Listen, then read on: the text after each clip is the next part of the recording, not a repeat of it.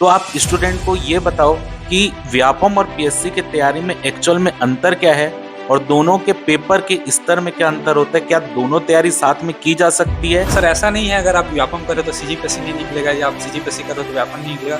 बस मेरे को एक अंतर लगता है सर, आपका माइंड सेट। नोट्स के लिए आपने क्या किया, मतलब शॉर्ट नोट्स आपने प्रिपेयर किया या आपने सिर्फ संस्थान का जो पीडीएफ मिला था उसी से तैयारी की? मैं सर आपका क्लास देखता था एक बार, क्योंकि आपके सामने सबसे बड़ा चैलेंज क्या था?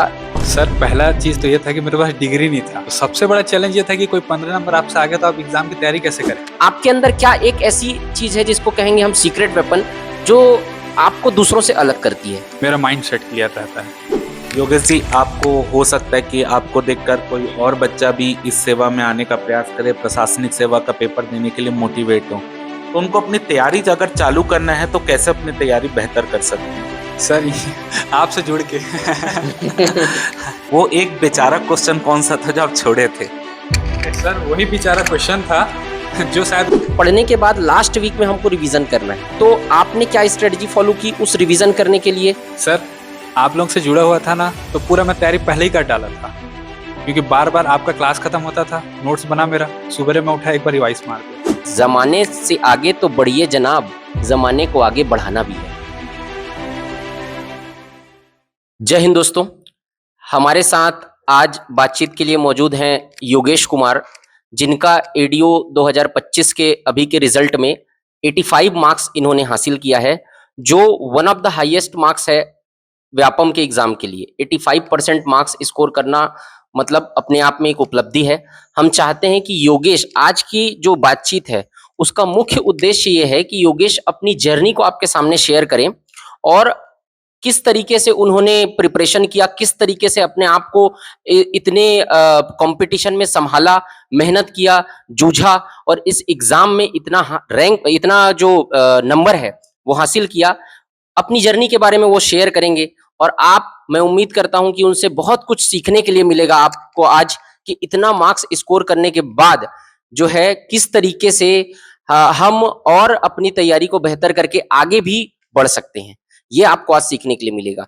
एक शेर मुझे याद आ रहा है कि ऊंचे शिखरों तक जाने में तलवों को छटना पड़ता है, सारी हिम्मत लुट जाती है, लुटकर भी चलना पड़ता है, कुछ करने की ठानी है तो कीमत हमें चुकानी होगी, बारिश की बूंदों की खातिर धरती को तपना पड़ता है। तो योगेश कुमार आज हमारे साथ हैं और ये अपनी जर्नी आपके साथ शेयर करेंगे। बहुत बहुत स्वागत है योगेश आपका। और पहला सवाल हमारा आपके साथ ये है कि किस तरीके से आपने प्रिपरेशन की स्ट्रेटजी को प्लान किया? इतने समय से एडीओ का जो नोटिफिकेशन है, एडीओ का जो पोस्ट है वो आने वाला था, काफी लंबे समय तक आपने इंतजार किया होगा और सारे स्टूडेंट ने इंतजार किया है। आप बताइए कि किस तरीके से आपने स्ट्रेटजी को प्लान किया, इस जर्नी को कैसे आपने जो है वो आधार बनाकर बेहतर तैयारी की? पहले तो सर थैंक यू आपका। मैं आपकी संस्था से बहुत पहले से जुड़ा हूँ। जब एडीओ का पहला एग्जाम हुआ था तब से लेकर मैं अमरदीप सर के साथ जुड़ा हुआ था, और उनका पढ़ाने का तरीका और वो सब चीज़ों से मैं सीखता था कि इसको कैसे, किस तरीके से हम याद कर सकते हैं या किस तरीके से हम इसको पढ़ सकते हैं। तो सर बहुत सालों की मेहनत है, बहुत लंबे समय से मैं तैयारी कर रहा हूँ। आप सोच सकते हैं कि मतलब पहला अटेम्प्ट एडीओ का जब मैं पहला एग्जाम दिया था 2017 में, और अभी मैं 25 में दे रहा हूँ। तो तब से लेकर अब तक के मैं तैयारी ही में करता रहा था, और मतलब मैं सीजीपीएससी प्रीलिम्स का भी तैयारी कर रहा था साथ ही साथ, और मैं पिछले बार में मेंस भी दिया था। तो इस बार मेरे लिए सबसे बड़ी बात ये थी कि दोनों चीज़ें बीच में आ रही थी, क्योंकि 15 जून को पेपर था और लास्ट मतलब जून के लास्ट में मेंस का एग्जाम था। तो मेरे लिए डिसाइड करना था जनवरी में कि मेरे को जाना किस रास्ते में है, क्योंकि सर मैं पहले से सोच लिया था कि मेरे को एडीओ बनना है, और मैं अपने सारे दोस्तों को भी बोलता था कि मैं एडीओ निकालना है, मेरे को बनना है, सब जानते हैं इस बात को। तो सर फिर मैं बहुत लोगों से पूछता था कि दोनों एक साथ हो जाएगा क्या करके। तो फिर मैं सोचा कि सर मैं सिर्फ एडीओ ही करूँगा, और एकदम ठान लिया था कि मैं एडीओ करूँगा। तो फिर मैं सोचूंगा नहीं कि इस बार मैं अगर प्रीलिम्स नहीं दे पा रहा हूँ तो मेरे को एकदम अखरना नहीं चाहिए कि कहीं मेरे से चूक गया या मैं एक साल पीछे हो गया करके। तो मेरे को कई लोग बोलते भी थे सर कि ये बहुत बेवकूफ़ी है, कि ऐसा नहीं करना चाहिए, आप 4 अटेम्प्ट दे चुके हो, प्रीलिम्स का 5वां आपका क्लियर हुआ, आप मेंस दिए, फिर 6वां अटेम्प्ट जबकि आपका चांस ज़्यादा है मेंस में निकालने का, तो आप छोड़ रहे हो। तो मैं बोलता था जिस दिन एडीओ का रिजल्ट आएगा उस दिन सबको पता चल जाएगा कि मैं किस लिए छोड़ा था। तो बस इसी तरीके से सर मैं लगा हुआ था प्रिपरेशन में, और बहुत अच्छे से तैयारी कर रहा था आप लोगों के साथ जुड़ के। जैसे कि योगेश जी ने बताया ही, इस सम को इनके ये जवाब से एक चीज सीखने के लिए मिल रही है कि अगर आप मन में ठान लोगे तो कोई भी चीज कठिन नहीं है। हो सकता है कि रास्ते कठिन हो लेकिन मंजिल जरूर मिलती है, जैसे कि योगेश जी ने बताया ही। योगेश जी, सबसे पहले आप एडीओ की जब तैयारी कर ही रहे थे तो बहुत सारे, जैसा अपने इंडियन जीएस तो आप सीजीपीएससी की तैयारी के दौरान भी पढ़ते हैं, एडीओ में कुछ नया पार्ट भी जोड़ा था, जैसे ग्रामीण विकास, आजीविका, ये केवल एडीओ में ही आता है। तो क्या आप ऐसे सब्जेक्ट जो आपको एडीओ की तैयारी के दौरान टफ लगे, और अगर टफ लगे तो उसको आपने कैसे प्रिपेयर किया कि आपका इतना मार्क्स आ पाया? सर पहले तो आपको भी थैंक यू। आपसे सर मैं बहुत पहले से ही जुड़ा हुआ था और मैं सोचता था कि सर अमरदीप सर अगर पढ़ाएंगे, अगर अधिनियम वाला पार्ट को, जो भी जैसे ग्रामीण विकास है, पंचायती राज है या आजीविका वाला पार्ट है, तो मैं लगता था कि मैं पूरा कर ही लूंगा करके, क्योंकि सर आपसे मैं बहुत सारा अधिनियम पढ़ चुका हूँ पहले से भी, चाहे वो सहकारिता अधिनियम हो, मंडी अधिनियम हो। तो मेरे को लगा था कहीं ना कहीं ये था सर कि एक बार मेरा प्रीलिम्स निकल चुका है तो मेरे को कॉन्फिडेंस भी था, और मैं एक बार मेंस दे चुका था, तो ऐसा लगता था सर कि अब कहीं ना कहीं मेरे साथ कुछ अच्छा हो रहा है। तो ऐसा था कि सर मतलब एक बहुत बड़ा रिस्क लिया था, मैं इस बार प्रीलिम्स नहीं दिया था, तो इतना बड़ा रिस्क लिया था तो उसी का रिवॉर्ड मिला है मेरे को। कौन सा अपने को टफ लगता है तो उसमें सब्जेक्ट? सारे पोर्शन में सबसे मेरे को कठिन लगा था आजीविका, जो मैं शुभम सर के साथ पढ़ा था, लेकिन वो जब पढ़ाए थे तो वो बहुत सरल लगने लग गया था कि आजीविका को इस तरीके से आप पढ़ सकते हो, और बहुत गाइडेंस भी मिला उनसे। मैं फोन से भी पूछता था बार बार करके कि सर अगर मेरे को याद नहीं होगा तो मैं उसको करूंगा कैसे, तो बोलते थे सर उसको ज्यादा एकदम वेटेज नहीं देना है, आप जैसे तैयारी करो, जितना मैं किया हूँ उतना ही करके जाओ, आपका उतने में ही निकल जाएगा। तो भरोसा आप लोगों के ऊपर पूरा था और मेरी खुद के मेहनत पे भी था, तो उसी का आज मिला है सर रिजल्ट। बहुत बढ़िया योगेश। तीसरा सवाल आपके साथ पास ये है, हम पूछना चाहते हैं हमारे स्टूडेंट्स को, बताइए कि नोट्स के लिए आपने क्या किया, मतलब शॉर्ट नोट्स आपने प्रिपेयर किया या आपने सिर्फ संस्थान का जो पीडीएफ मिला था उसी से तैयारी की? नोट्स प्रिपेयर किया तो किस तरीके से आप बनाते थे, माइंड मैप बनाते थे या किस तरीके से आप नोट्स प्रिपेयर करते थे जिससे आपको रिवीजन करने में आसानी होती थी? सर पहले तो मैं सर आपका क्लास देखता था एक बार, क्योंकि अमरदीप सर का क्लास देखता था तो उसी दौरान उसी साथ साथ नोट्स बनाता था, क्योंकि मेरे को सर से आदत हो गया था पढ़ने का, तो उनको मैं समझ जाता था कि वो कैसे पढ़ाते हैं करके। आपसे मैं पहली बार आजीविका पढ़ रहा था, तो पहले मैं आपको एक बार सुनता था कि कैसे पढ़ाते हैं सर, किस टेक्निक से पढ़ाते हैं, तो एक बार मेरे को समझ आता था कि आपका फॉर्मेट कैसा है पढ़ाने का, तो पहले वो माइंड सेट बन जाता था कि सर इस तरीके से पढ़ाते हैं। फिर दूसरी बार मैं पढ़ते पढ़ते लिखते हो जाता था, तो पूरा नोट्स आपका आजीविका का मैं बनाया था। मैं पीडीएफ की तरफ गया ही नहीं था सर, ना मैं कभी उसको प्रिंट करवाने में सोचता था, ये सब चीजों में पढ़ा ही नहीं था। मैं अपना नोट्स ही पढ़ के गया था और आपको मैं दिखाया भी हूँ सर कि मैं कैसे बनाया था पूरा नोट्स। तो बस इसी तरीके से तैयारी किया। योगेश ने अपना नोट्स हम लोगों को दिखाया, अभी हम लोगों ने देखा, और योगेश ने पूरा नोट्स हैंड रिटन प्रिपेयर किया था। पढ़ने के बाद उन्होंने खुद अपना नोट्स बनाया था। इससे फायदा ये होता है कि आप जब खुद से अपना नोट्स बनाते हैं तो आपकी, देखिए, पहले आप सुनते हैं तो आपकी एक इंद्रियां काम की, फिर आप लिख रहे हैं तो दूसरी इंद्री काम कर रही है, तो 2-3 बार जब आपके दिमाग से गुजरता है तो चीजें याद होती हैं। वो इसलिए बहुत जरूरी है कि आप नोट्स बनाते हुए चलें। योगेश जो बोल रहे हैं उसको बहुत अच्छे से ध्यान से आप सुने। योगेश जी, एक क्वेश्चन इसमें मेरा ये है कि जैसे अपन तैयारी कर रहे हैं, कहीं ना कहीं आप क्लास ले रहे थे हमसे, लगातार ऑनलाइन क्लास से जुड़े हुए थे, तो आप अपनी तैयारी में कोचिंग और अपनी सेल्फ स्टडी का क्या रेशियो मानते हैं? आप उस हिसाब से इसका क्या जवाब देना चाहेंगे? सर जैसा कि आपका क्लास आता था, अब मैं लाइव अटेंड करता ही नहीं था, तो जब वो डल जाता था मैं हमेशा 2 दिन पीछे ही रहता था। क्यों? इसी वजह से, क्योंकि वो वीडियो डल जाते थे ना, तो उसको मैं 2x में एक बार देख सकूं और जल्दी से खत्म कर सकूं। तो सर ऐसा नहीं रहता है कि सिर्फ वीडियो ही करना पड़ता है, आपको अपना बहुत एफर्ट लगाना पड़ता है। आपको प्रीवियस ईयर के क्वेश्चन सॉल्व करने पड़ेंगे, आपको टेस्ट सीरीज देना पड़ेगा, फिर उसके बाद बहुत सारे अब एमसीक्यू बुक भी मार्केट में मिलती है, आपकी भी मैं बुक लाया था और पूरा सॉल्व किया था उसको, 2 बार 3 बार मैं सॉल्व करके गया था। तो सर बस उसी से कॉन्फिडेंस आ गया था कि बस अब इतना कर लिया तो निकल जाएगा करके। ये थोड़ा सा टेस्ट सीरीज और पीवाईक्यू जो थे, जो प्रीवियस ईयर क्वेश्चन है, उसको हमारे अभ्यर्थियों को बताइए कि टेस्ट सीरीज का और पीवाईक्यू का कितना इंपॉर्टेंट रोल रहता है इतना मार्क्स स्कोर करने में। आपने जो मार्क्स स्कोर किया है वो बहुत अपने आप में अच्छा बात है कि आपने इतना मेहनत करके, और वो कम मार्क्स कम मेहनत करके नहीं अचीव किया जा सकता। रैंक लाना भी एक अलग चीज होती है, लेकिन मार्क्स बहुत अच्छे स्कोर करना वो एक अपने आप में एक उपलब्धि है। तो आप ये बताइए कि किस तरीके से उसका रोल रहा आपके मार्क्स अचीव करने में, एक पीवाईक्यू का और दूसरा टेस्ट सीरीज का। सर क्योंकि मैं प्रीलिम्स की तैयारी कर रहा था तो मैं जीएस का ना सर वो सॉल्ट वाला क्वेश्चन पेपर आता था जो व्यापम में जितने एग्जाम हो रखे थे, तो वो सारे क्वेश्चन सॉल्व करने का। तो मेरा सर माइंडसेट बन गया था व्यापम का फॉर्मेट को लेके कि ये किस तरीके से क्वेश्चन बनाता है, कैसा ऑब्जेक्टिव दे रहा है, क्यों अगर एक ऑप्शन इनमें से कोई नहीं है तो वो क्यों दे रहा है। तो दिमाग वही जाता था कि सर इसका लॉजिक क्या है। तो इस तरीके से सर एक सोच डेवलप हो गया था और फॉर्मेट मेरे को समझ आने लग गया था कि अगर इस तरीके से, अगर कहीं ऐसा लगता है सर, क्योंकि बहुत सारे क्वेश्चन आप देखेंगे एग्जाम में नए दिखते हैं, तो उनको आप कैसे डील करेंगे, इसी तरीके से ना सर कि बार बार आप प्रैक्टिस करे रहेंगे। तो बस इसी तरीके से था सर, और इसी तरीके से मेरे को समझ आ गया था। तो बहुत जरूरी है प्रीवियस ईयर का क्वेश्चन सॉल्व करना, टेस्ट सीरीज लगाना, ताकि आपका कॉन्फिडेंस बूस्ट हो। बस ये बहुत बड़ा माध्यम बनता है। योगेश जी, इसमें मेरा एक अगला सवाल, क्योंकि आपके आंसर में आप बार बार इस चीज को मेंशन कर रहे हैं कि आप पीएससी की तैयारी कर रहे हैं, तो बहुत से अभ्यर्थी ऐसे हैं, जैसे आप भी उसी में से हैं, कि आप पीएससी और व्यापम दोनों का ही एग्जाम लगातार दे रहे हो। आपको किसी एग्जाम में पीएससी में प्री में सफलता मिली, आप मेंस तक भी गए, और आप व्यापम के भी, जैसे आप मंडी अधिनियम, मंडी वाला पेपर हुआ था, सहकारिता वाला पेपर हुआ था, बीएडीओ का पेपर, ये भी आप एग्जाम लगातार दे रहे हो। यानी आप ऐसे कैंडिडेट हो जो व्यापम और पीएससी दोनों की तैयारी कर रहा है। तो आप स्टूडेंट को ये बताओ कि व्यापम और पीएससी की तैयारी में एक्चुअल में अंतर क्या है, और दोनों के पेपर के स्तर में क्या अंतर होता है, क्या दोनों तैयारी साथ में की जा सकती है या नहीं की जा सकती? क्योंकि आपने ये भी अपने आंसर में बताया कि आपने व्यापम के पेपर के लिए, बीएडीओ के पेपर के लिए पीएससी को स्किप किया। तो आप पहले कई बार ऐसा हुआ होगा कि आप दोनों पेपर की तैयारी भी किए होगे, तो आपको अंतर एक समझ आया होगा, उसको शेयर कीजिए। देखिए सर, जब मैं 2017 से आपसे जुड़ा था, तो माइंडसेट पहले से क्लियर था कि टारगेट एडीओ था मेरा।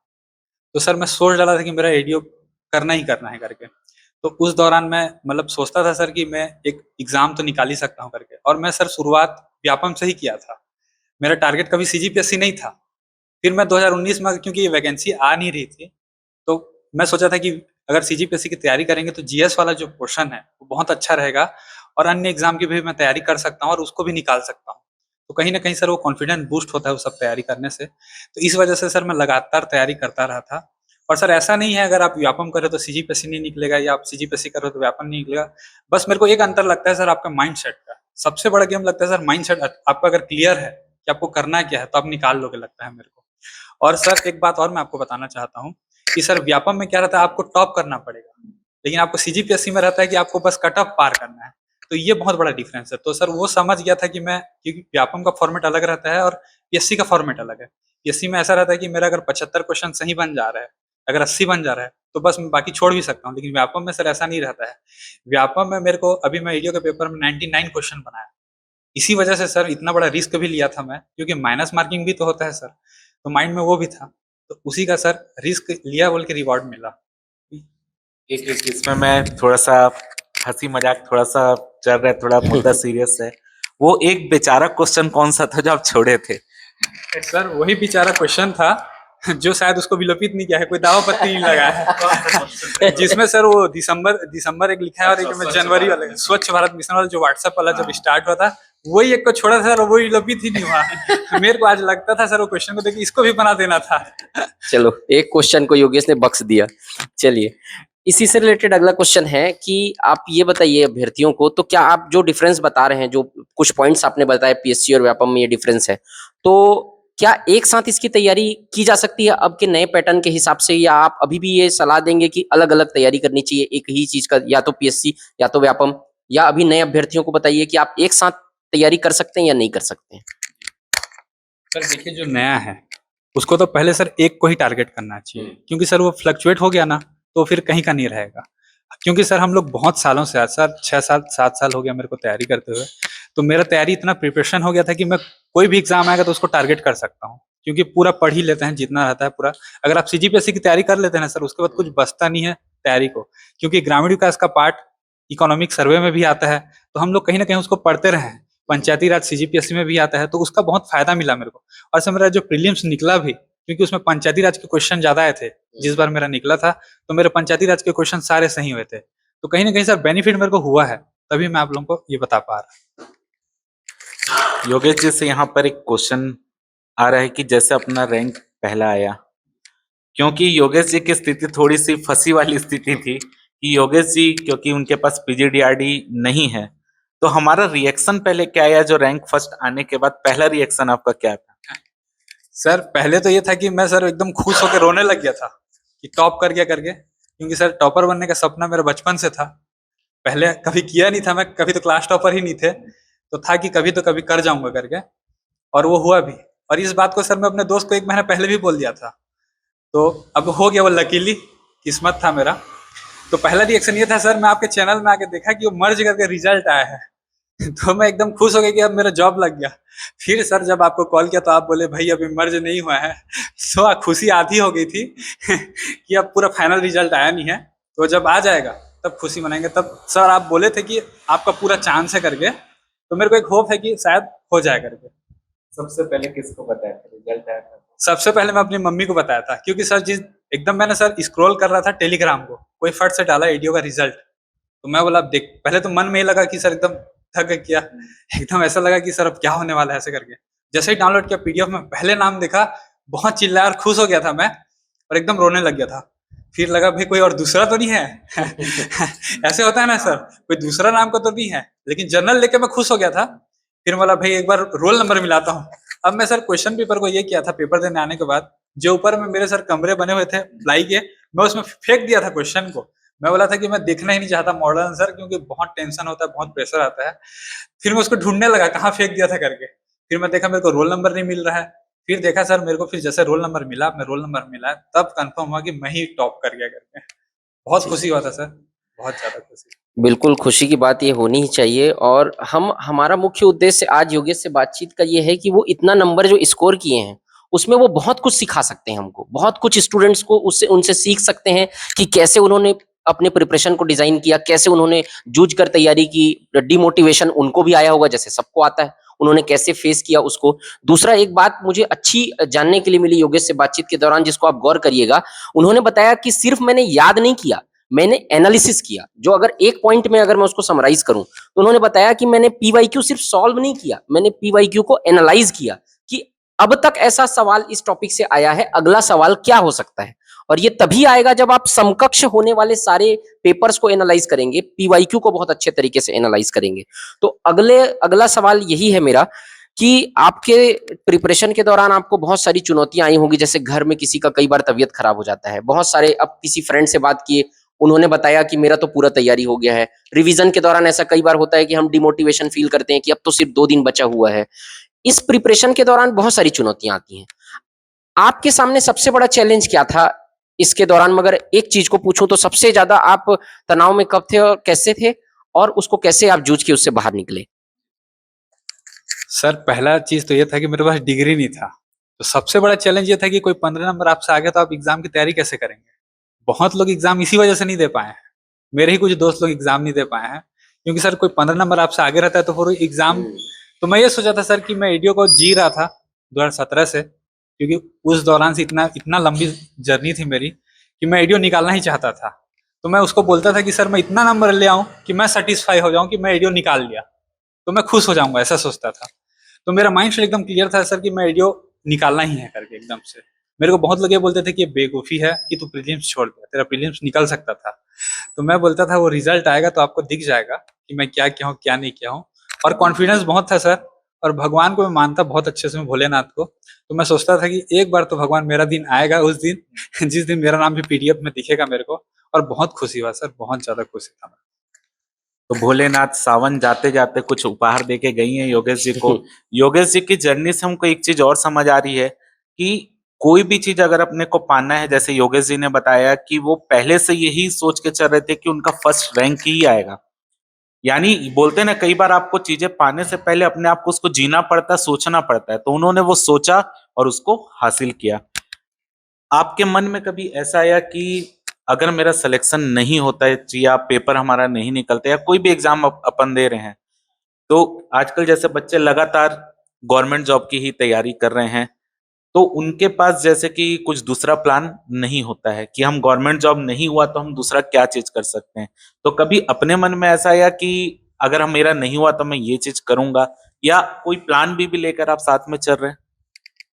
जी सर, प्लान भी तो बहुत जरूरी है। कभी कभी मतलब एक लंबे टाइम के बाद सर लगता है कि अब मेरे को लेना ही चाहिए प्लान भी, क्योंकि आप स्टार्टिंग में जब आते हो तो 2-3 साल नहीं लगता, क्योंकि पता नहीं चल पाता है, क्योंकि हर कोई का माइंड सेट ये रहता है कि 1-2 साल तो मेरे को प्रिपरेशन में लगेगा ही करके। तो मेरा ये था सर कि मेरा एडीओ नहीं निकला, तो मैं कहीं प्राइवेट सेक्टर में जाऊँगा, या तो मैं टीचिंग देखूँगा या कुछ और काम करूँगा। तो मैं जॉइन भी कर लिया था। अभी मेरे को स्कूल जाते हुए कम से कम 15-16 दिन हो चुके थे। 1 अगस्त से मैं स्टार्ट कर दिया था स्कूल जाना। तो सर मैं मतलब ये सोचा नहीं था कि मेरा रिजल्ट क्या होगा, क्या नहीं होगा, क्योंकि मैं मॉडल आंसर मिला ही नहीं था सर। क्योंकि आप जानते हो व्यापम में इस तरीके का मॉडल आंसर आता है कि एकदम से कुछ भी हो जाता है। तो इसलिए सर मैं ज़्यादा ध्यान नहीं दे रहा था, और मैं सोचा था कि अब मैं पढ़ते-पढ़ते जितना भी मेरे को टाइम मिलेगा, अब मैं वो टाइम को पढ़ाई में दूँगा और पार्ट टाइम कुछ जॉब करूँगा, ताकि ऐसा ना मेरे को एकदम प्रेशर आ जाए कि मैं कुछ नहीं कर रहा, या मैं 6 साल तैयारी करके एकदम बेरोज़गार हो गया। क्योंकि सर बेरोज़गारी बहुत बड़ा दर्द है, ये तो हर कोई जानता है और समझता है। तो बस इसीलिए सर प्लान बी एक रहना बहुत ज़रूरी हो जाता है एक टाइम के बाद। तो बस इसी वजह से सर। योगेश जो बता रहे हैं उसका सार ये है कि जब आप लंबी तैयारी करते हैं, आपको तैयारी करते हुए 3 साल 4 साल हो गया, और अगर आपकी जॉब नहीं लगी है, तो अगर आप प्लान बी नहीं रखते हैं या कुछ ऐसा फाइनेंशियली थोड़ा बहुत कि आप अपने खर्चे चला पाए, तो वही प्लान बी न रखना आपको डिमोटिवेट करता रहेगा। तो इसलिए भी जरूरी है कि आपके अंदर वो कॉन्फिडेंस आए कि मैं अपना खर्चा खुद चला सकता हूँ, और मैं लंबी तैयारी करने के लिए अब तैयार हूं, मुझे घर से कुछ लेना नहीं पड़ रहा है। मुझे जहां तक योगेश की बातों में ये समझ में आ रहा है। मैं ये जानना चाहता हूँ योगेश कि बहुत से स्टूडेंट आपके टच में हैं, सारे आपके फ्रेंड्स भी होंगे और अभी भी बहुत सारे लोग टच में होंगे। आपका नंबर इतना आया, आपको क्या लगता है कि आप इतना समय तक लंबे समय से तैयारी कर रहे हैं, धैर्य से आप तैयारी कर रहे हैं, आपके अंदर क्या एक ऐसी चीज है जिसको कहेंगे हम सीक्रेट वेपन, जो आपको दूसरों से अलग करती है? एक लाइन में, अगर एक वर्ड में अपन बोलें, तो आपके पास ऐसा क्या है जो दूसरों से अलग करता है आपको?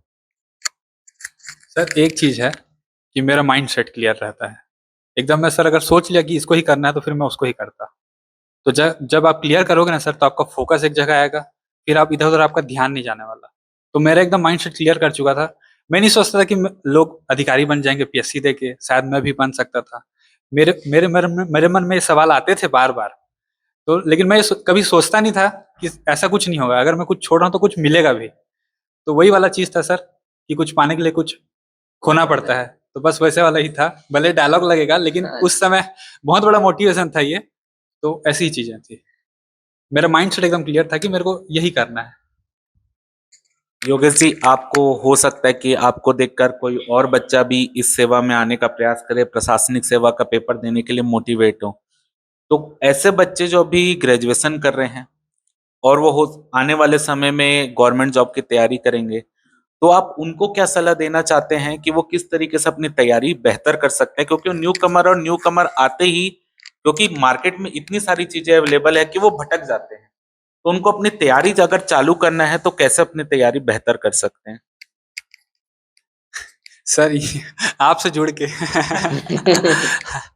सर मार्गदर्शन बहुत ज़रूरी होता है, क्योंकि हमको नहीं मिल पाया था उस समय में। क्योंकि सर यूट्यूब में उस समय उतना चलता नहीं था, तो कोई बताता नहीं था कि सिलेबस क्या है, पढ़ना क्या है, कुछ करना। हम तो सर ठोकने लग-लग के सीखे हैं, तो इतने साल लग गए हम लोगों को। अभी तो सर इंटरनेट का ज़माना है, यूट्यूब में इतने चैनल हैं, आप लोग इतने अच्छे सर हैं कि आप लोग गाइड करते हो अच्छे से, ताकि आप लोग अच्छे से तैयारी कर सकें। तो मेरा मानना ये है सर कि अगर कोई नया तैयारी में आ रहा है, तो वो सबसे पहले आप उनको टारगेट ये करना चाहिए कि मेरे को बनना क्या है। अगर आपको एग्ज़ाम व्यापम क्रैक करना है कि आपको पीएससी तैयारी करना है, पहले तो आपको ये क्लियर करना पड़ेगा, और पहले उसी में ही आपको तैयारी करना पड़ेगा। तो पहला अगर आपका माइंडसेट पहले क्लियर हो जाता है कि आपको एक चीज़ का तैयारी करना है, फिर उसके बाद आप तैयारी में लगिए और पहले ये प्रीवियस ईयर का क्वेश्चन को सॉल्व करने का स्टार्ट कीजिए। उससे सर एक ये समझ आता है कि सर जीएस में पूछ क्या रहा है क्वेश्चन, कौन-सा पोर्शन ज़्यादा आता है, कौन-सा कम आता है। मेरे को सर ये पहले आइडिया ही नहीं रहता था। मैं शुरू में सर बुक पढ़ता था तो पूरा पढ़ते ही रहता था। मेरे दोस्त लोग बोलते थे कि ये बहुत बड़ा बेवकूफ़ी है, ऐसे कैसे करते हैं, कुछ भी पढ़ रहा है। तो सर लेकिन ये था कि सर अगर एक बार मैं पूरा कर लिया, तो वो कभी ना कभी काम आएगा, मेरे को ये लगता था। क्योंकि व्यापम हर बार उसी से थोड़ी क्वेश्चन पूछेगा, कभी ना चेंज होगा। तो यही एक तरीका था सर कि मैं सबको पढ़ता था, तैयारी करता था कि कभी ना काम आएगा, और वही काम आया सर पीएससी में मेरे को। तो बहुत बेनिफिट वही जब मिला, क्योंकि कुछ अलग-अलग क्वेश्चन आए हैं, कुछ अलग-अलग पोर्शन से, तो वो मैं बना पाया, क्योंकि मैं बहुत एक्स्ट्रा पढ़ता था। तो सर वही है कि जो नया तैयारी में आ रहा है, वो ज़्यादा से ज़्यादा एमसीक्यू सॉल्व करे, एमसीक्यू का बुक मार्केट से सॉल्व करे, और आप कोई कोचिंग संस्था से जुड़ के अगर वो तैयारी करेगा ना, तो उसको बहुत ज़्यादा बेनिफिट रहेगा, क्योंकि वो सही रास्ते में चल पाएगा, नहीं तो भटक जाएगा मेरे तरीके से। देखिए, जो कोचिंग संस्थाएं होती हैं वो हमेशा मार्गदर्शन का काम करती है। मेहनत जो होता है वो स्टूडेंट को करना ही पड़ता है। वो चीज़ यहाँ पर योगेश जी बताने का प्रयास कर रहे हैं। अगला सवाल योगेश ये है कि अक्सर हमसे स्टूडेंट्स पूछते रहते हैं कि जो लंबी तैयारी तो कर लेते हैं, 2 महीना 3 महीना एग्जाम जब बचा है तब दिक्कत नहीं है, लेकिन जब लास्ट वीक बचे रहता है, 1 हफ्ता एग्जाम को बचे रहता है, हफ्ता 10 दिन, तो उस समय वो रिवीजन नहीं कर पाते। बहुत सारी चीजें हम अलग अलग बुक पढ़ लिए, बहुत सारी चीजें पढ़ लिए, अब पढ़ने के बाद लास्ट वीक में हमको रिवीजन करना है। तो आपने क्या स्ट्रेटजी फॉलो की उस रिवीजन करने के लिए? और लास्ट वीक में स्टूडेंट का ये भी शिकायत रहता है कि 2 दिन पहले नींद नहीं आ रहा है अगर एग्जाम है तो, क्योंकि तनाव बहुत बढ़ जाता है, परिवार का भी दबाव रहता है, दोस्तों का भी दबाव रहता है, और इतने समय से तैयारी करते आ रहे हैं तो हर चीज का प्रेशर रहता है। उस प्रेशर को आपने कैसे हैंडल किया? लास्ट वीक की तैयारी को कैसे स्ट्रेटेजाइज किया, आप हमारे स्टूडेंट्स को बताइए। सर, आप लोग से जुड़ा हुआ था ना, तो पूरा मैं तैयारी पहले ही कर डाला था, क्योंकि बार बार आपका क्लास खत्म होता था, नोट्स बना मेरा, सुबह में उठा एक बार रिवाइज मार दिया, फिर नोट्स बनाया, फिर रात हुआ, फिर एक बार और रिवाइज कर लिया, फिर जो लास्ट टाइम रिवाइज किया था फिर उसको रिवाइज किया, क्योंकि सर इसमें डाटा वाले क्वेश्चन इतने थे, डेट इतने ज्यादा हो गए थे, हर जो भी योजना थी उसके 2 से 3 डेट हो जा रहे थे। तो बार बार मैं रिवीजन किया हूँ सर, बहुत बार रिवीजन करने के बाद सर ये होता था कि वो दिखने लग जाता था ऑप्शन में कि यही आंसर होगा करके। तो बहुत ज्यादा मैं प्रैक्टिस कर लिया था, और लास्ट टाइम मैंने सर बहुत चिल हो गया था, मैं 10 दिन के ज्यादा प्रेशर नहीं लेना है, तो मैं एक आध मूवी भी देखने लग गया था लास्ट टाइम में कि भाई अब ज्यादा लोड नहीं लेना है, क्योंकि ज्यादा लोड लिया तो खराब हो जाएगा। जो मैं पूरा 6 महीने से तैयारी कर रहा हूँ वो पूरा तैयारी खराब हो जाएगी मेरी, तो इसलिए मैं ज्यादा लोड नहीं लिया, और सर ज्यादा लोड नहीं लिया करके मेरा पेपर ज्यादा अच्छे से बन गया। कुछ स्टूडेंट ये करते हैं कि पेपर से 10 बजे 8 बजे घुसने से पहले तक पढ़ते रहते हैं, तो सबका अपना तरीका होता है। योगेश ने बताया अपना तरीका कि वो लास्ट टाइम पे कोशिश कर रहे थे कि अपने आप को चिल रखने का, ताकि वो तनाव में ना आए और उनसे बनता हुआ क्वेश्चन भी ना छूटे, ये उन्होंने बताया। और एक इसी से जुड़ा हुआ सवाल है कि एग्जाम हॉल में जब आप, इसी प्रेशर से रिलेटेड सवाल है कि जब आप बैठे तो सबसे पहले आपके दिमाग में क्या आया एग्जाम का क्वेश्चन पेपर खोलने से पहले, सबसे पहले आपके दिमाग में क्या चल रहा था? सर मैं ये सोच, मतलब घर से ही माइंडसेट था, पूरा 100 में 100 बनाऊंगा मैं। क्योंकि एक तो ये सर था कि टॉप करना है, मतलब या तो टॉप किया तो पोस्ट मिलेगा, या तो टॉप नहीं किया तो खत्म है। तो पहला तो वो क्लियर हो चुका था, तो मैं सोचा था कि पूरा 100 में 100 बनाना है। तो मैं सबसे पहले ये सोचा था कि सर ग्रामीण विकास में तो मैं देखूंगा ही नहीं, क्योंकि बहुत टेंशन हो जाएगा। सबसे पहले मैं हिंदी के सवाल बनाया, तो जब तो सर सबसे पहले सरल से अगर स्टार्ट करोगे तो थोड़ा कॉन्फिडेंस बूस्ट हो जाता है। तो सर हिंदी के मेरे 10 में 10 बन गए थे ना, हालांकि वो एक सवाल मेरे गलत हो गया हिंदी में, 10 के 10 मैं बना लिया था, तो एक कॉन्फिडेंस आ गया था। फिर धीरे धीरे मैं बनाते गया, और मेरा अच्छे से सारा एग्जाम बन गया था। और मेरा सर हर एग्जाम में, अभी जितना भी एग्जाम दिया हूँ, 15 मिनट पहले कंप्लीट हो जाता था। हाँ, क्योंकि सर स्पीड मेरी अच्छी थी, क्योंकि प्रैक्टिस में बहुत कर लिया था एमसीक्यू बनाने का, तो मैं ज्यादा सोचता नहीं था सर। और जिसमें सोचा, जैसे हिंदी वाले क्वेश्चन में, वो वाले क्वेश्चन में सोच लिया, वही गलत हो गया। तो एक बार ये होता है सर, अगर आप पहला बार टिक कर लिए क्वेश्चन तो वो सही रहता है, अगर लास्ट टाइम आप उसको चेंज करोगे ना, गलत ही रहता है, वो मेरा गलत ही हो गया फिर। तो इस तरीके की चीजें। यहाँ योगेश जी से हम अगला सवाल पूछेंगे। कई स्टूडेंट जब हम क्लास लेते हैं तो एक स्टूडेंट कुछ कुछ बीच में कम मैसेज करते हैं चैट सेक्शन में, तो एक क्वेश्चन पूछे कि मेरे से कि सर मैं जिस पेपर की तैयारी करता हूँ वो एग्जाम जब मैं देने जाता हूँ तो उसमें मेरा नंबर अच्छा नहीं आता, लेकिन जिस पेपर की मैं तैयारी नहीं करता हूँ वो देने जाता हूँ तो मेरे नंबर अच्छा आ जाता है। तो आप, क्योंकि आप बहुत सारे पेपर की तैयारी किए हैं, तो आप इसका कारण क्या मानते हैं? आपके साथ भी ऐसा कई बार हुआ हो सकता है, तो आप इसका कारण क्या मानते हैं? क्या ये दबाव होता है दिमाग में, उसके कारण ऐसा होता है? सर मैं आपको बताना चाहता हूँ, एलओए का पेपर मेरा ऐसे ही हुआ था। मैं सोचा था पोस्ट है नहीं ज्यादा, तो चले जाते हैं ऐसे करके, तो मैं करंट अफेयर भी पढ़ के नहीं गया था। मेरे करंट अफेयर के सरल सरल क्वेश्चन गलत हो गए थे, तो उसमें मेरे 94 मार्क, मतलब 94 नंबर आए थे उसमें। तो मैं ये सोचा था कि अगर मैं आराम से जा रहा हूँ तो मेरे इतने नंबर आ रहे हैं, वो बहुत कॉन्फिडेंस दे रहा था। तो सर मेरा एक चीज ये, मतलब मैं बहुत सारे एग्जाम देके ये सोच लिया था कि अगर आप जिस एग्जाम को सोच लोगे ना सर कि मेरे को निकालना है, तो बहुत टेंशन हो जाता है, बहुत प्रेशर हो जाता है। एडीओ में मेरे को ऐसा नहीं था सर कि मैं एकदम चिल हो, मेरे को बहुत प्रेशर आ रहा था कि क्या होगा क्या नहीं होगा। मैं स्कूल भी ज्वाइन कर लिया था इसी वजह से। तो सर ये था कि अब निकालना ही है, तो उस तरीके की चीजें थी, तो एकदम मैं चिल हो गया था। मेरे को समझ आ गया था कि सर मैं अगर आराम तरीके से अगर रहूंगा तो वो चीजें मेरे ना, रिविजन किया हूँ इतने बार तो याद आ जाएंगी, क्वेश्चन पेपर को मैं देखूंगा तो रिलेट कर लूंगा। तो इस तरीके की चीज। एक चीज यहाँ पर और मैं बताना चाहूंगा, जो योगेश जी जिस तरीके से बता रहे हैं कि कई बच्चे जो होते हैं, जैसे पेपर में हमेशा उस सेक्शन से आपको स्टार्ट करना चाहिए बनाना। आपके कॉन्फिडेंस के लिए जरूरी है कि आप वो सेक्शन से बनाएं जिसमें आपको पूरा कॉन्फिडेंस हो कि यहाँ से कोई भी क्वेश्चन आए वो आपका बन जाएगा। एक बार जब आपका वो रिदम बनता है तो उसके बाद लगातार आपका कॉन्फिडेंस बढ़ेगा, तो जो क्वेश्चन आपसे नहीं भी बन रहे हैं, कहीं ना कहीं हमारे माइंड में वो रहता है और वो क्वेश्चन उससे क्लिक हो जाता है। तो कई बार ऐसा होता है। जी, योगेश ने ये बताया कि देखिए सबके पास सबको दिक्कत रहता है, सबको तनाव रहता है। योगेश जी ने उससे हैंडल करने का उसको प्लान बहुत सारा करके रखा था, उसका ऑप्शंस बहुत सारे थे उसको हैंडल करने का। मैं आपको ये बोलना चाहता हूँ, एक क्वेश्चन पूछना चाहता हूँ कि आपने बताया कि आप लंबी तैयारी कर रहे थे और कई सारे आपने एग्जाम जो है वो दिए, तो और आपको शुरू-शुरू में मार्गदर्शन की भी कमी थी। तो आप आज इस एग्जाम में इतना नंबर स्कोर कर पाए हैं, तो आपको कहीं न कहीं काफ़ी सही मार्गदर्शन मिला और कहीं-कहीं आप बहुत मेहनत की इसलिए सफल। आप अपने आप को 3 साल पहले के योगेश को या 4 साल पहले के योगेश को अगर कोई सजेस्ट करना चाहें कि उस टाइम पे मैंने ये गलती की थी, बट अगर मुझे सही स्ट्रेटजी फॉलो करना पता होता, तो मैं ये गलती नहीं करता। तो आप 3 साल पहले के योगेश को क्या एडवाइस देना चाहेंगे? सर सबसे बड़ी गलती था कि मैं प्रीवियस ईयर के क्वेश्चन सॉल्व नहीं करता था, क्योंकि सर एमसीक्यू बनाना ना बहुत बेकार भी लगता है। कई लोग बोलते हैं कि ये ना टाइम बर्बाद हो रहा है, तो मेरे को भी ना बहुत सारे दोस्त लोग मेरे को कमेंट करते थे कि ये टाइम बर्बाद है, ये सब चीजें नहीं करनी चाहिए, क्योंकि इससे अच्छा 1 घंटा आप पढ़ लोगे तो ज्यादा फायदा होता है। लेकिन सर मैं आप आज ये बोलना चाहता हूँ, अगर जो पढ़ाई कम कर रहा है और जो ऑब्जेक्टिव ज्यादा लगा रहा है, तो जो ऑब्जेक्टिव ज्यादा लगा रहा है उसका नंबर ज्यादा आएगा, और जो पढ़ाई कर रहा है उसका नंबर उतना नहीं आ पाएगा, क्योंकि सर वो फॉर्मेट समझ गया है ना सर एग्जाम का, क्वेश्चन का। अगर उसको जो सवाल नहीं आ रहे हैं वो भी वो अटेम्प्ट करेगा, और जो पढ़ के जा रहा है वो तो उतना ही लिमिट में आ गया, वो लिमिट एक सेट हो जाता है। तो इस तरीके की चीजें थी कि मैं एमसीक्यू बहुत कम लगाया था, और उसके बाद मैं सुधार किया इसको कि मैं सोचता था अगर मैं पढ़ाई नहीं कर रहा हूँ तो मैं डेली 1 घंटा अगर एमसीक्यू का प्रैक्टिस भी कर रहा हूँ तो वो भी मेरा पढ़ाई हो जा रहा है। तो इस तरीके की चीजें थी, तो मैं वो गलती किया था सर। तो थ्योरी पढ़ के ही आप क्या सजेस्ट करेंगे स्टूडेंट्स को जो नए तैयारी करने वाले हैं उनको, कि थ्योरी पढ़ के ही उस टॉपिक का एमसीक्यू लगाना चाहिए, या जो है एमसीक्यू ही पहले सॉल्व करना चाहिए? क्या आप उसको करेंगे? सर पहले तो आप जो चैप्टर आप पढ़ रहे हैं उसको एक बार आप पढ़ लीजिए, ताकि सर आपको समझ आ जाए कि ये चैप्टर है क्या। फिर उसके बाद आप एमसीक्यू बनाइए, और एमसीक्यू को सर 2-3 बार 4 बार बना लेना है, और आपको क्या होगा कि सर उसमें से जो ज्यादा इंपॉर्टेंट क्वेश्चन है वो आपको तो याद ही हो जाएगा। उसके बाद तो आपको समझ आ जाएगा सर कि इसमें से क्वेश्चन क्या क्या आ रहे हैं। और सर व्यापम आप जानते हो कि बहुत सारे नए क्वेश्चन भी दे देता है, तो वो सर वो आपको ना एमसीक्यू प्रैक्टिस से ही वो सॉल्व हो पाएगा, क्योंकि मेरे को भी नहीं पता था कि क्या पूछने वाला है, और मैं ये सब टेक्निक जो यूज कर पाया ये प्रैक्टिस के दौरान ही ये सब समझ पाया कि ये ऐसा क्यों दे रहा है ऑप्शन।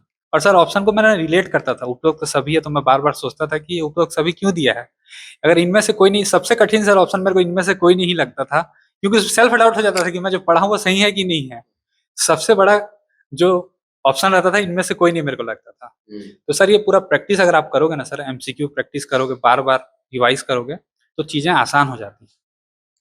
योगेश जी की बात से एक चीज और सीखने वाली है, जो स्टूडेंट जो नए आते हैं उनको एक्चुअल में उनको ये लगता है कि जैसे कई बार हम यूट्यूब में खोलते हैं तो कंटेंट तो बहुत सारे अवेलेबल है यूट्यूब में, और कई मतलब ऐसे भी लिखते हैं कि इतना पढ़ो तो ये इससे हो जाएगा या जो भी है।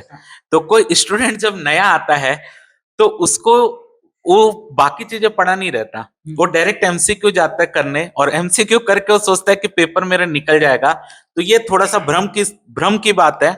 ऐसा कभी नहीं होता। जब तक आप थ्योरी नहीं पढ़े हो, थ्योरी में आपकी पकड़ नहीं है, तो आप एमसीक्यू से सिर्फ पढ़ रहे हो तो आपका पेपर निकलने के चांस बहुत कम है। क्यों? क्योंकि डायरेक्ट क्वेश्चन अगर एमसीक्यू पेपर में पूछ लिया जो आपको उसमें बताया गया है वो क्वेश्चन आपसे बन जाएगा, लेकिन थोड़ा सा इधर उधर हुआ तो आप वो क्वेश्चन नहीं बना पाओगे। ये बात अपने को सीखने के लिए मिल रही है। एक क्वेश्चन और सेम इसी के ऊपर क्वेश्चन है कि जो बच्चे आजकल आ रहे हैं उसमें इंटरनेट में बहुत सारे कंटेंट अवेलेबल हैं। अगर बच्चा सर्च कर रहा है, आप कोई भी एक टॉपिक भी देखेंगे तो 500 कंटेंट अवेलेबल है। तो आप भी शुरू में आए तो आपको भी यही प्रॉब्लम थी कि आप बहुत सारी चीजें पढ़ने लग गए थे। तो आप उसको फिल्टर कैसे किए कि ये मेरे लिए एग्जाम के लिए उपयोगी है, इसको मेरे को पढ़ना है, बाकी चीज छोड़ना है? सर वो बोलते हैं ना, ठोकर लगता है तो इंसान संभलता है। तो सर मैं बहुत सारा बुक और बहुत सारा मटेरियल ले डाला था, तो जब मेरे को समझ आया कि सब वही है, बस मन का भ्रम ये था कि उससे आ रहा है। जैसे हमको ये लगता था कि ये बुक ले लो, इससे एक क्वेश्चन आ गया तो लगता था ये बुक पढ़ना चाहिए, तो उनमें मैं बहुत फंस गया था। उसके बाद मेरे को जब चीजें ऊपर से समझ आई ना सर, मैं जब एक बोलते हैं सर दूर से चीजें समझ आती हैं, तो दूर से मेरे को चीजें ये समझ आई कि सर गलती मेरे अंदर ही था। मैं मटेरियल के पीछे भाग रहा था जबकि मैं अपनी तैयारी नहीं कर रहा था। तो सर मैं ना लिख के ही पढ़ता हूँ, आपको मैं बता रहा हूँ, मतलब लिख लिख के ही मैं प्रैक्टिस करता हूँ, बहुत लिखता हूँ, ताकि मेरे को चीजें याद हो जाए, ताकि मैं उसको बार बार पढ़ने से अच्छा लगता है सर मेरे मेरे दोस्त लोग बोलते हैं कि यार लिख लिख के कैसे प्रैक्टिस करता है, क्योंकि सर मैं अपना तरीका उसको अडॉप्ट कर लिया हूँ कि लिखने का मेरे को एक अलग से तरीका आता है कि उसको आप लिख लो मेन मेन चीज़ों को तो वो याद हो जाता है। तो लिख लिख के पढ़ता था सर, और लिख लिख के अगर मैं जो भी नए तैयारी कर रहे हैं उनको एक सजेशन देना चाहूँगा कि वो लिख के अगर तैयारी करेंगे बहुत जल्दी बहुत आगे निकल जाएंगे। ऐसे में जब इनसे बहुत बड़ी चीज ये सीखने वाली है, क्योंकि ऑफलाइन के स्टूडेंट जो होते हैं वो तो सामने होते हैं, हम क्लास में कुछ बोल रहे हैं वो लिखेंगे ही। लेकिन ऑनलाइन के स्टूडेंट क्या होता है, क्लास बाद में होती है, उनको पीडीएफ पहले चाहिए रहता है। अब वो पता नहीं वो पीडीएफ में क्या ऐसी चीज लिखी होती है कि उनको पीडीएफ पहले चाहिए रहता है, और वो लिखने का मेहनत नहीं करते। और कहीं ना कहीं मैं ये मानता हूं कि अगर आप लिखेंगे नहीं तो वो चीज आप 2 दिन बाद भूल जाएंगे। तो आप जितनी बार लिखोगे उसको आप उतनी बार याद होगा वो चीजें, वो आपके पेपर की तैयारी में बहुत बेनिफिट करती है। योगेश, मुझे ऐसा लगता है कि कोई भी चीज गलत नहीं होती, उसका उपयोग करने वाला सही या गलत तरीके से उसको उपयोग करता है। तो जैसे सोशल मीडिया है, वही यूट्यूब है जिससे हम बहुत सारी चीजें सीख रहे हैं। अगर कहीं हमको कोई टॉपिक है, जैसे कोई उसको हमको समझ में नहीं आ रहा है, हम यूट्यूब में सर्च करेंगे, उसमें आपको 50 टीचर्स की लेक्चर्स मिलेंगे। उसमें आप एक चीज को क्लिक करेंगे, आप बहुत अच्छे तरीके से उसको स्ट्रॉन्ग कर सकते हैं, उसका नोट्स बना सकते हैं। वही यूट्यूब है जो आपको डिस्ट्रैक्ट भी करता है अगर आप उसका सही उपयोग न करें। वही टेलीग्राम है जिसमें आप एक अच्छे चैनल को फॉलो करते हैं तो आप बहुत सारी चीजें, इंफॉर्मेशन, करंट अफेयर्स आपको मिल सकता है। वही चीज है जिससे आप बहुत चीजों में डिस्ट्रैक्ट भी हो सकते हैं। आपको क्या लगता है, आप अभ्यर्थियों को बताइए कि कैसे हम सोशल मीडिया को या जो ऑनलाइन प्लेटफॉर्म है उसको वेपन बना सकते हैं, अपना अपना हथियार बना सकते हैं और उससे हमको आगे सफलता मिल सकती है। जैसे सर देखिए, एक शुरू शुरू में ना स्टार्टिंग में सोशल मीडिया बहुत क्रेज रहता है, तो हम लोग कॉलेज टाइम से ही बहुत चला चुके थे, फेसबुक हो गया, इंस्टा हो गया, तो मन से वो उब चुका था। जो चीज उब जाता है फिर उसका जरूरत नहीं पड़ता, ऐसा होता है ना। या आप किसी चीज को बार बार कर लो तो मन फट जाता है। जैसे सर हम पढ़ते भी हैं, किसी टॉपिक को बार 2-3 बार पढ़ लेते हैं ना तो लगता है कि और नहीं पढ़ा जाएगा ये।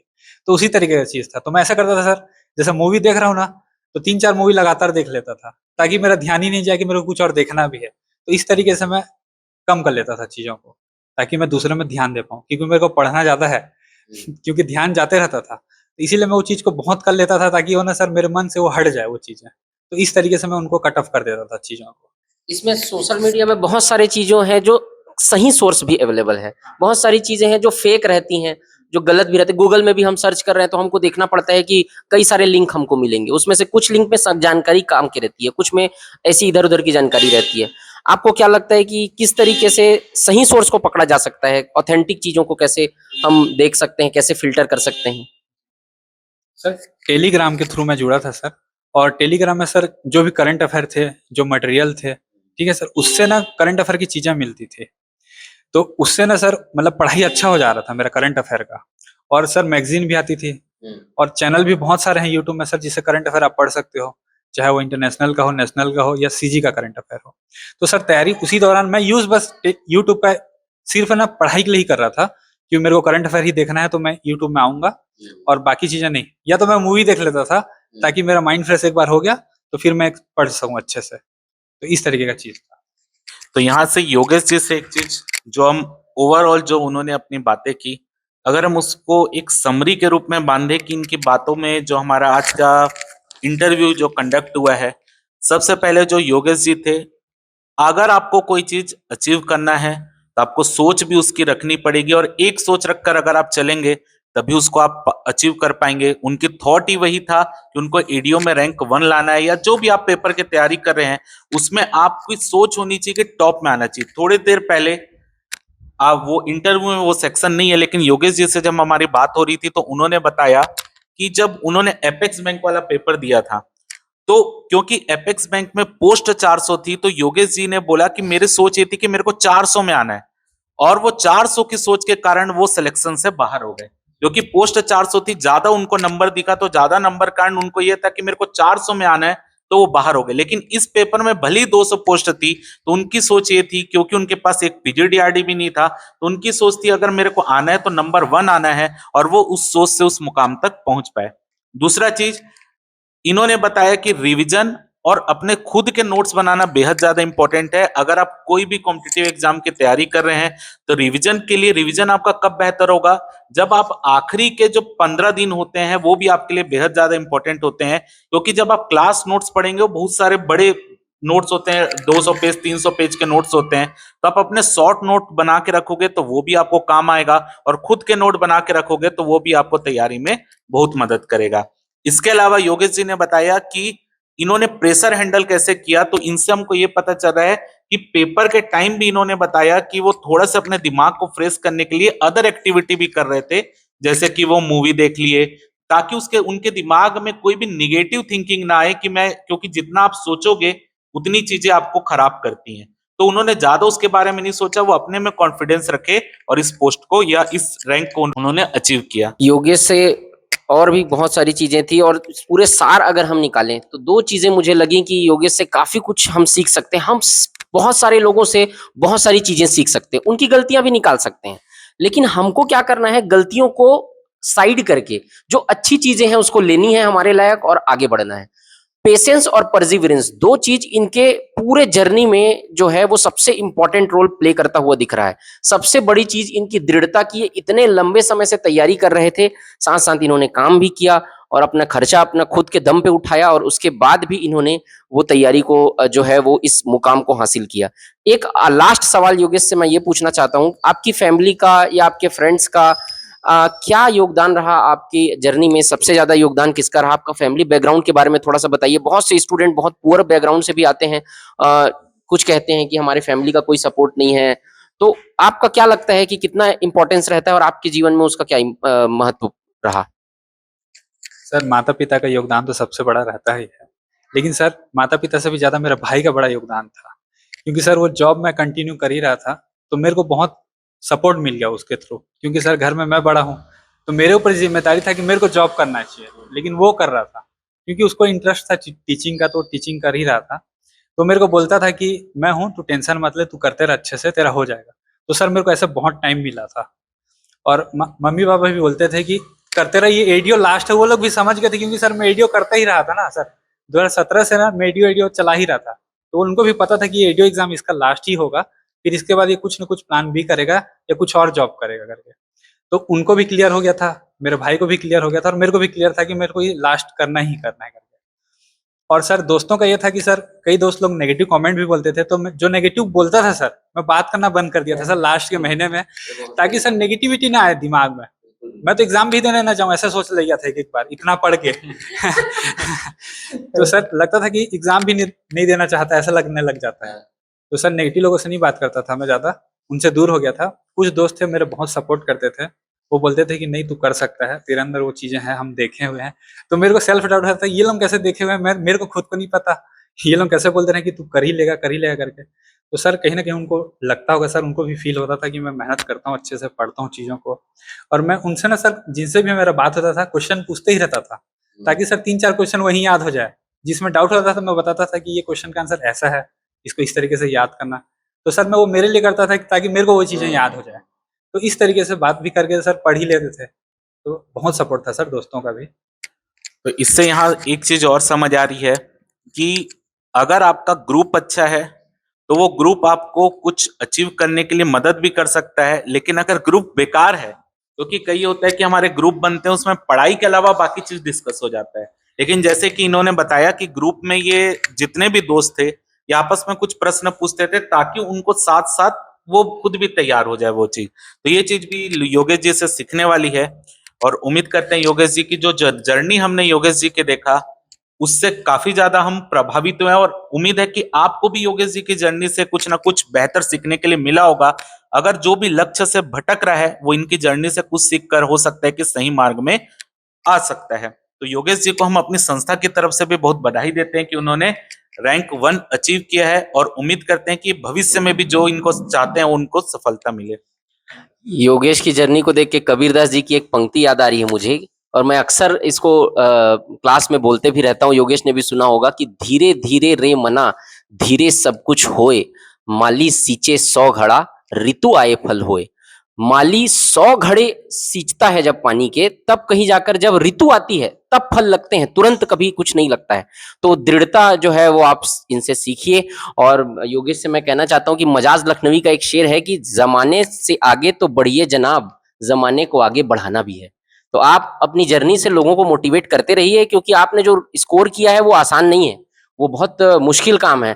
जिनको भी गलतियां निकालनी है वो निकालने दीजिए, लेकिन आप अपने जर्नी से, हम खुद आपको हमारे चैनल पे दिखा रहे हैं इसलिए भी क्योंकि आप, हम जानते हैं कि आपकी मेहनत कितनी है और आप कितने लोग आपसे आज के सेशन के थ्रू मोटिवेट होंगे। बहुत बहुत धन्यवाद आपको, बहुत हमसे जुड़ने के लिए, हमसे बातचीत करने के लिए। थैंक यू सर आपका। आपके चैनल से सर मैं बहुत लंबे समय से ही जुड़ा हुआ था, तो सर अमरदीप सर का भी थैंक यू सर, और आपका भी सर। आपसे आजीविका पढ़ने में बहुत मजा आया सर। चलिए फिर आज का सेशन अपन यहीं पर एंड करते हैं और उम्मीद है कि आपने इनसे बहुत चीजें सीखी होंगी। बहुत बहुत धन्यवाद।